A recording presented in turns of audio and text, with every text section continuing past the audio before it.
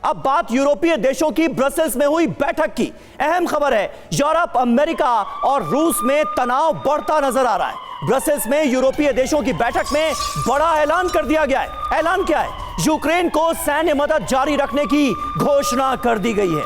Baltic देशों में nuclear हथियारों की तैनाती का प्लान बना लिया गया है। तो ब्रसेल्स समिट में यह बड़ा ऐलान हुआ है। साफ कर दिया गया है कि बाल्टिक देशों में न्यूक्लियर हथियारों की तैनाती की जाएगी।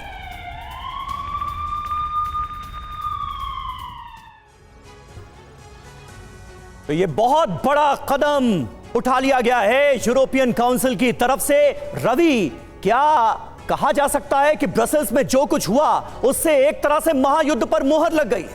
बिल्कुल, ब्रसेल्स से जो कुछ भी संदेश दुनिया को गया है उसने कई सारे सवाल पैदा किए हैं। सबसे बड़ा सवाल तो यही कि क्या आगे दुनिया परमाणु युद्ध में प्रवेश करने वाली है?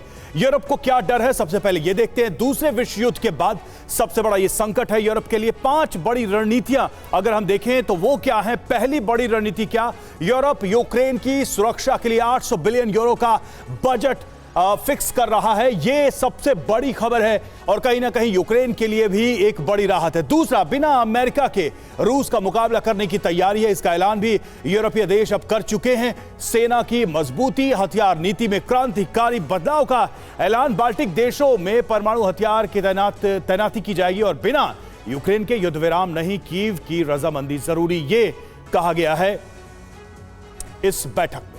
बिल्कुल, ये 5 बड़ी रणनीति जो बनती हुई नजर आ रही है वो रवि ने आपके सामने रखी। हमारे साथ सिवाज साहब भी मौजूद हैं। सिवाज सर, किस तरह से आप देखते हैं यूरोप की इस स्ट्रैटेजी को? एक कदम आगे बढ़ते हुए अब न्यूक्लियर हथियारों की तैनाती तक बात पहुंच गई है।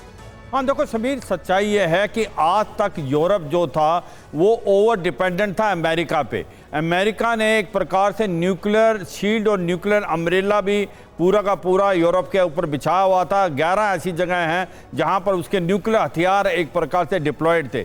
और ये सच्चाई है कि अगर आप यूरोप में देखें तो 2 देश हैं जो कि अभी न्यूक्लियर थे।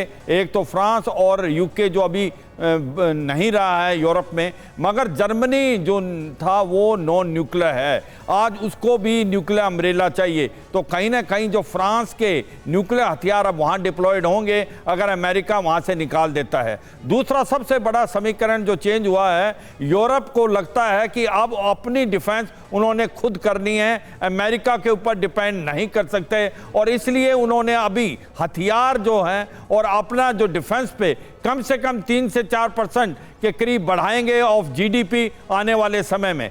तीसरा सबसे बड़ा इंपॉर्टेंट चीज ये है कि अब उनको लगने लगा है कि आकर हमने अपनी प्रोटेक्शन खुद करनी है तो हम अपने हथियार खुद बनाएं। अभी आप देखेंगे यूरोप के अंदर जो हथियार ज़्यादा ये एक्सपोर्ट करते हैं, ये अब हथियार खुद बना के भी डिप्लॉय करेंगे। और ये भी सच्चाई है जो बात आई है कि अगर अमेरिका यूक्रेन की मदद नहीं करता जिस प्रकार से अभी लग रहा है, तो जो यूरोप है वो यूक्रेन की हेल्प करता रहेगा। 800 बिलियन डॉलर के करीब उन्होंने अब रोड मैप बनाया है और कहीं ना कहीं लगता है यूक्रेन के साथ खड़ा हुआ यूरोप। और ये भी लग रहा है कि अगर अमेरिका चला भी जाता है तो अभी यूरोप कमजोर नहीं होगा। यूरोप की जो छोटी छोटी ये बाल्टिक स्टेट है, लातविया, इस्टोनिया, लिथुआनिया, वहां पर भी न्यूक्लियर हथियार के एक प्रकार से डिप्लॉयमेंट की बात हो रही है। तो मुझे लगता है आने वाले समय में यूरोप अपने डिफेंस के लिए खुद एक प्रकार तत्पर होगा और वो डिप्लॉय करेगा अपने इंक्लूडिंग न्यूक्लियर हथियार।